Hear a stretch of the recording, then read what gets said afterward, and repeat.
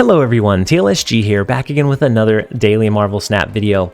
So today we have a new take on a bounce deck, and this one does a couple of things differently than what the other more common one does, and that is that it adds in Collector and Shang Chi. It does this by cutting the Chavez and the Mysterio. So with Kitty Pryde ideally slotting into this deck somewhere, I don't know exactly what I'm going to cut for Kitty Pryde, but Kitty Pryde synergizes really well with Angela, with Bishop. Whenever she's fixed, she will work well with Collector and with Beast. And so she's an auto slot in this list. I just don't know exactly what we're going to cut quite yet. Maybe the Hood at some point. I don't know. Having those extra demons is nice, but we'll see. We'll test around with what's best to take out. So with adding in the Collector, that gives you another power source, another source that's going to be anywhere from, I think it averaged for me about 6. As long as you bounce and play Hood at least one time, then you're going to get a pretty decent 2-cost card.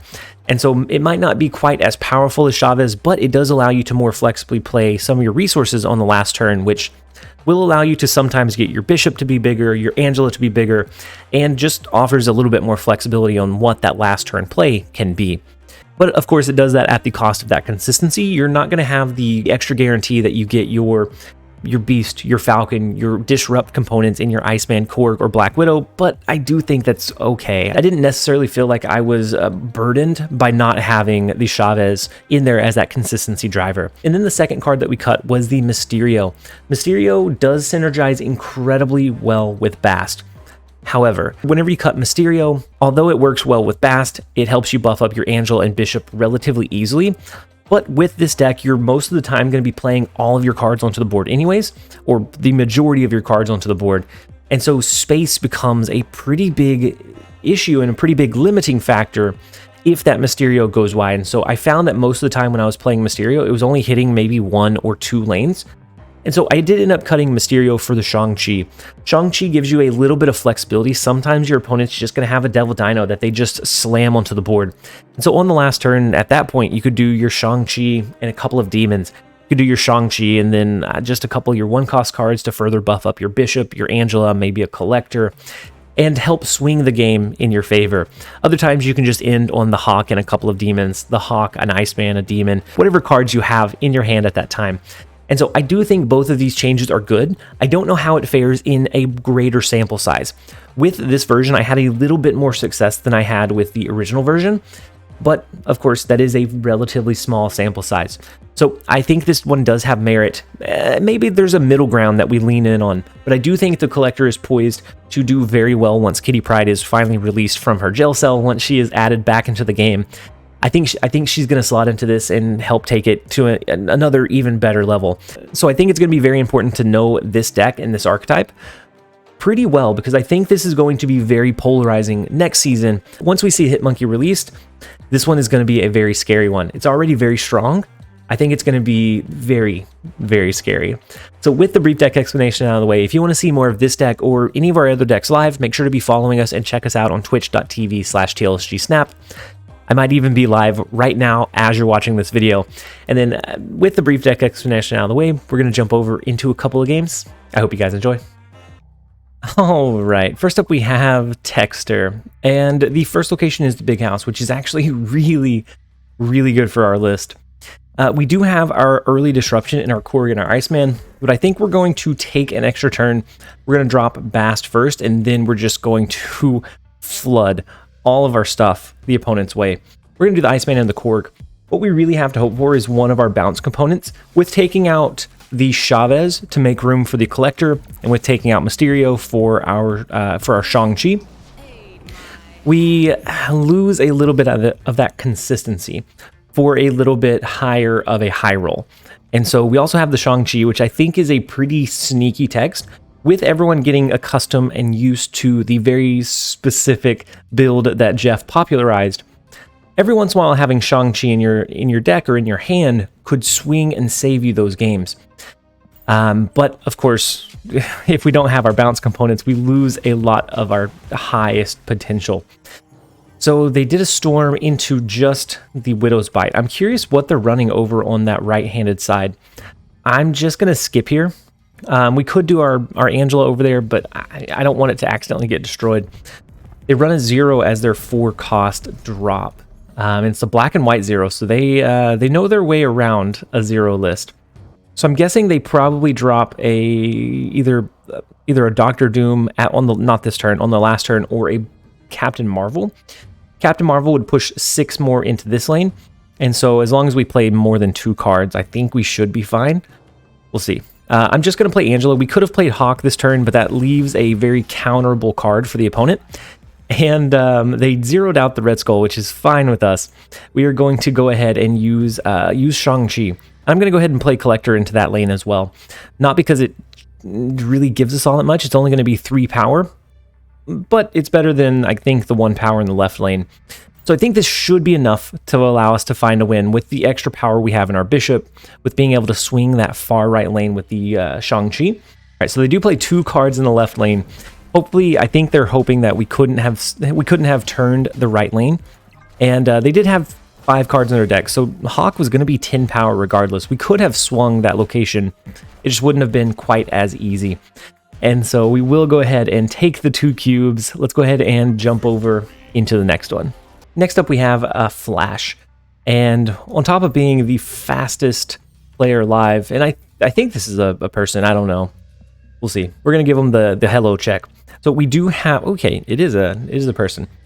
So we have the Black Widow, we have Collector.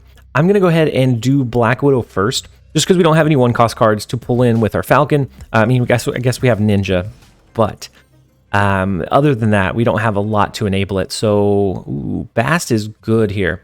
Bast is good, but is it great? I don't know.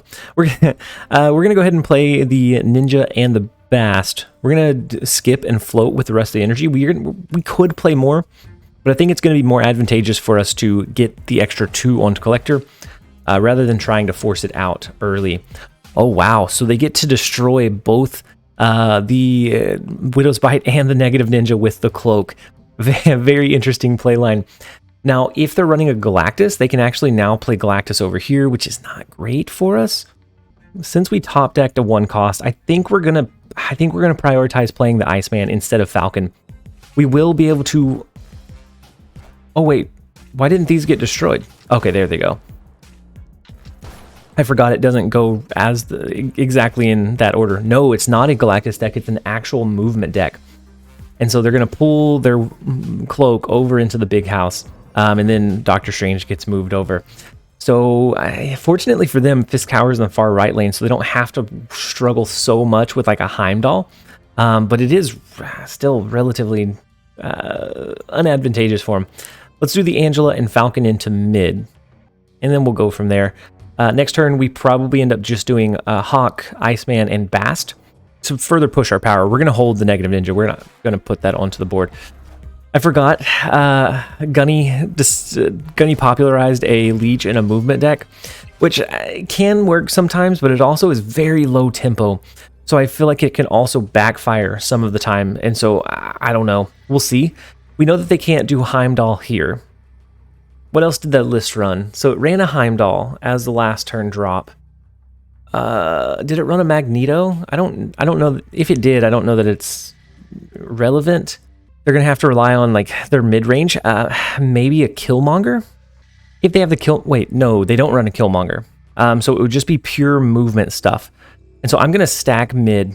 We're not necessarily afraid of the Killmonger anymore. Certain movement decks do run it, but I don't think this version does. This one is a very tech-specific, so I think it runs potentially a Shang-Chi and a Leech. But if you don't have the right setup early, the Leech is very difficult to play around. So that is, so we will go ahead and take the win. Not a clean win, not a great win, but a win nonetheless. Let's go ahead and jump over into the next one. All right, next up we have Scarlet Witch, Iron Man. They are running a Thanos list, which is kind of not great for us, depending on what they decided to put in their Thanos. So the one good thing about the Thanos change, whenever you see Thanos now, is that you're not 100% certain what version it is. It could be a Galactus Thanos. It could be a Destroy into a Death Wave Thanos. It could be the old original Lockjaw rotation. It could be a Valkyrie. There's just a big array of different versions that it could be now. Whereas before it was very, very standard to see just one or two versions primarily. So they do use a space stone. They'll be able to move one of the cards over, and then a time stone. Time stone on 2. They could do a 4-drop. I don't know that we're necessarily worried about a 4-drop. Maybe they do Khazar, and they're going to lean into the 1 costs. I don't know. We'll see. Ooh, a Venom is interesting. Not necessarily good, but interesting. I'm going to play Bishop into mid. That's going to allow us to continue to increase the power that it has in that lane. Even if it does happen to get capped out. Ooh, they do run a Killmonger. Interesting. So it's a destroy version, maybe? I don't know. We do get them hit with a rock because we have the higher power here right now. So I'm going to run a Hood and a Falcon. If they do, I don't know. I'm sure they have a death somewhere, so our Shang-Chi probably comes into play. But we'll see. We'll see what we're able to make happen here. Okay, so just the Power Stone. They're floating energy. They could do a She-Hulk this turn. She-Hulk would probably be pretty likely. I'm gonna go ahead and use our Korg and our Hood, and then Beast bounce them back in, and then we're just gonna be able to flood on the last turn. Now we don't have Collector to be able to hit that high roll, but with Collector in the deck, that allows us 3 ways to have cards that do pretty decent with the bounce. We have the Collector, we have Angela, and then we have Bishop. And so as long as we have one of those, we are relatively decent. We're usually pretty decent. So okay, so the Devil Dino in the left lane, that's gonna be our Shang-Chi target. And then from there, we have 2 1-cost cards to play. Where do we play them? Do they push for mid, knowing that we can continue to elevate that? I don't think they do. They do end up retreating. We did have the Korg we were going to be able to throw down as well. So our Bishop was going to gain an extra 4 power in mid, and then we were going to be able to fight pretty heavily for the left and the right.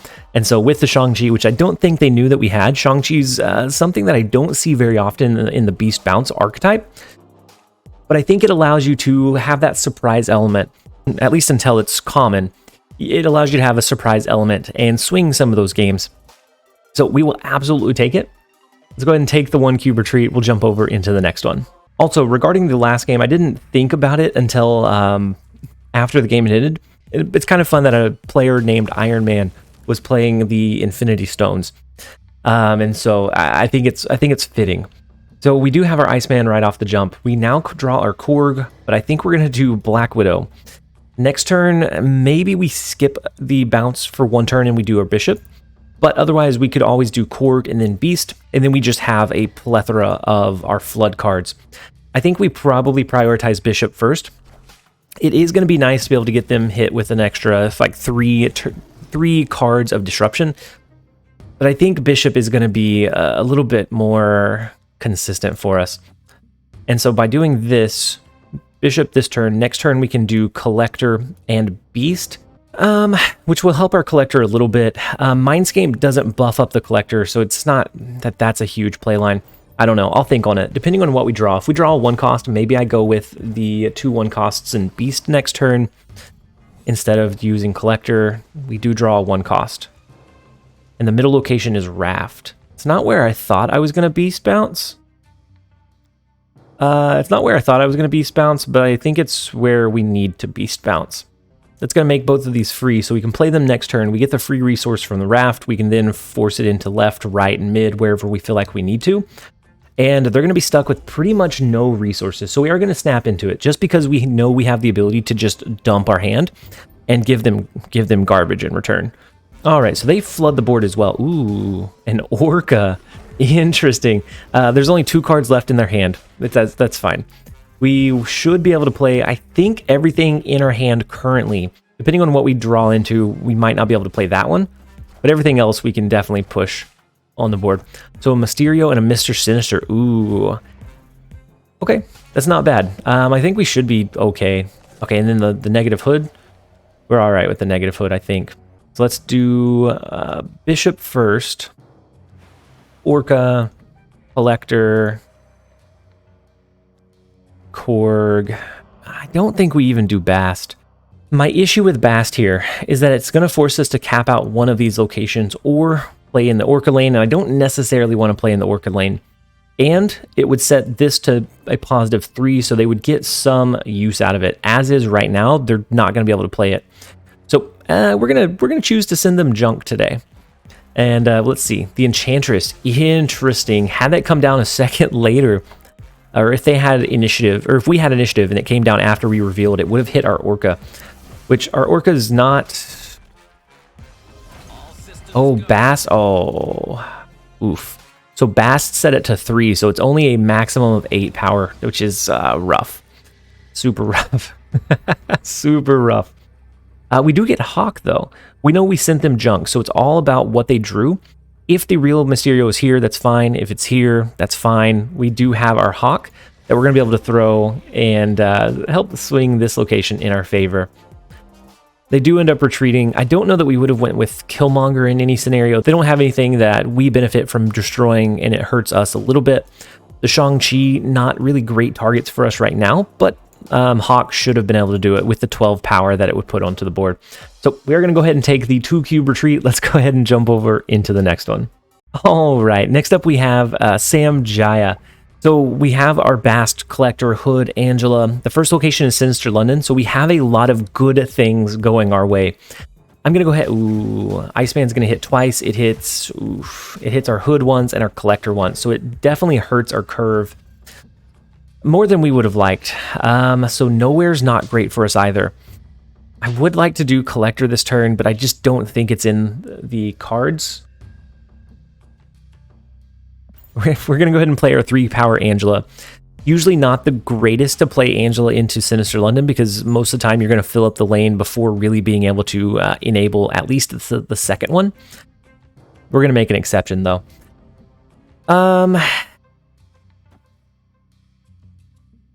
Let's do a double Collector. We could do Bishop, but I think the double Collector is going to be a little bit easier. For the same reason that Angela's not great in Sinister London, Bishop's not incredible either. Because, again, you're going to play about 4 cards, and that's taking up 8 slots. And so you're cutting the amount of cards you can typically play in by a third, essentially. So they storm the right lane, which is really, really interesting. Do we want to use Beast here? Beast would help this Collector, but it would potentially hurt this one. I don't know. We're going to do it. The Hood comes down first before Beast, so this is going to get buffed up by at least 1, so is this one. And then, ooh, the second demon as well. Those are going to be some pretty big Collectors. We now have the 7-power Angela. We have a really big Collector in our right lane, and we can really lean in on this one. So this looks like a Cerebro 2 now that I am paying attention to what the opponent's playing. Cerebro 2 could be kind of devastating for us. We do have the ability to replay our Hood, but I honestly think this is going to be better. We could do Collector, but I don't think there's a point to doing Collector, because we're going to end up capping out the lane. We can't really trigger guaranteed the Hood or any of our other cards that are going to benefit. So I think we're just going to do Angela. We're going to do Angela, then we're going to do Hawk and a Demon. Now, we have to... Ooh, a Hobgoblin could be good, but scary at the same time for him.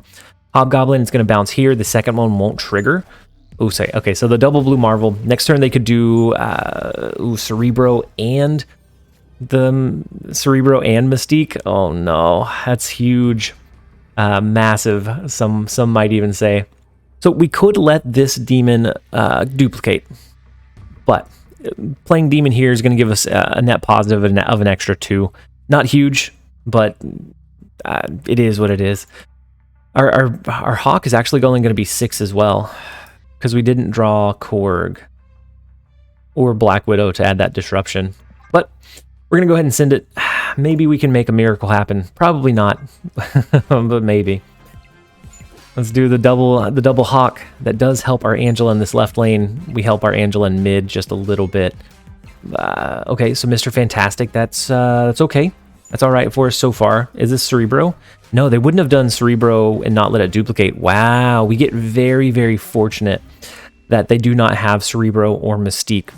Because if they had Mystique, they could have copied the Blue Marvel. That is unfortunate, because that means it's in their bottom 3 cards in their deck, both of those cards. Otherwise, they could have just copied the Blue Marvel and been fine. Wow.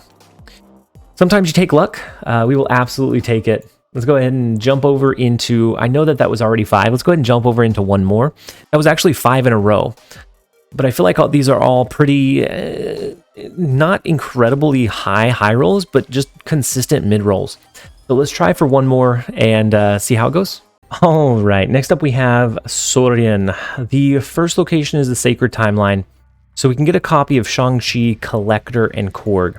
Now, the thing with the Sacred Timeline is if any of those cards get buffed up beforehand, the copies will retain those buffs. And actually, that's just huge for the Collector, because it's going to just buff it up by 3 automatically. It's huge. Let's go ahead and lean into it. We're going to try to flood the left lane. Next turn, do we do Falcon or do we do Bishop? I guess it depends on what we draw. We'll decide from there, but we are going to lean pretty heavily into Sacred Timeline just because that's going to give us a pretty big advantage. The right location is nowhere, so our Hawk should be relatively safe there. And since we... I don't like stacking that much in this left lane because this is already going to be pretty stacked anyways. I don't know. We do have Falcon to be able to pull one of them back in, but it is what it is. Okay, so Scorpion into Psylocke. Ooh, I think they're running the deck that I featured recently where it runs Wave, it runs Doctor Doom, it runs She-Hulk, Death. So it's a mixture between a Ramp and a Death Wave deck. I'll be interested to see how we perform against it. And so we do get the buffed up Collector. We get Korg back. Falcon is going to pull one more Korg back in. And that way we have room to still play in the left lane. Oh, they do use the Psylocke into Sarah, which is my favorite piece of that combo. If you can potentially make that happen, it is so enjoyable, especially if you follow it up with a Wave right here. And if you want to see the video where I covered it, what looks like the deck that they're playing, if you want to see the video where I covered it, I will leave a link to it in the description below. It's just a couple of videos back. But, oh, and it does look like they do Wave. We are in for a wild ride. So Wave allows them to, at the very worst, they can do 2 cards. They could do Doctor Doom and Odin. With a Death, they've now destroyed, I think, just 1 card, so they can't do Death plus some. Actually, they could do Death plus Doctor Doom. They could do so many cards, or so many plays. I would have liked to be able to do Korg and all of our other cards. We have initiative though, so we're just gonna settle. We're gonna settle for a blue Marvel here, and I think we lose. This puts us in a really tough spot, and I haven't actively played against this deck to realize how bad of positioning it can potentially put you in. They do have 2 cards that they're able to play. I wouldn't be surprised if one would... Ooh, an Arrow. Okay. Arrow might be the best thing for us in that left lane. It is. So it allows us to still find a way to win left, mid, and right. The Arrow didn't quite do what they needed it to do. But had they had the ability to go wide, so the Doctor Doom and then the She-Hulk, I don't think we could have won. I don't think we could have won at that point. We had a really good lineup up until then, but they just put us in a really tough spot. So I think we got pretty fortunate to pull off the win here.